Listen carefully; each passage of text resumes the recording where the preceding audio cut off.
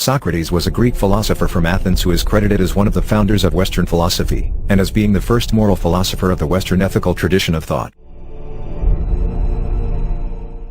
This is The Death of Socrates by Jacques David. The scene depicts the death of Socrates, told famously by Plato in his dialogue on the soul, the Phaedo. Socrates had been convicted in Athenian court of failing to acknowledge the gods of the city and corrupting the city's youth, and sentenced to death by drinking hemlock. David chooses to paint the moment just as Socrates is grabbing for the poisoned draught.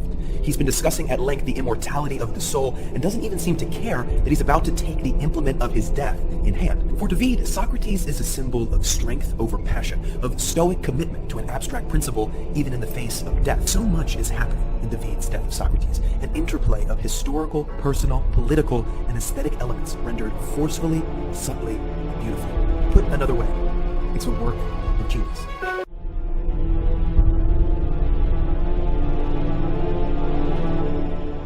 The founding father of Greek philosophy, Socrates, is portrayed in the dialogues of Plato as hugely pessimistic about the whole business of democracy. Plato describes Socrates falling into conversation with a character called Adimantus and trying to get him to see the flaws of democracy by comparing a society to a ship.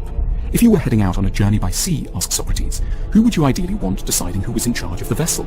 Just anyone, or people educated in the rules and demands of seafaring? The latter, of course, says Adimantus. So why then, responds Socrates, do we keep thinking that any old person should be fit to judge who should be the ruler of a country?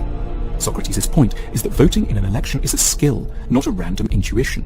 And like any skill, it needs to be taught systematically to people. We have forgotten this distinction between an intellectual democracy and a democracy by birthright. We have given the vote to all without connecting it to wisdom. And Socrates knew exactly where that would lead, to a system the Greeks feared above all, demagoguery.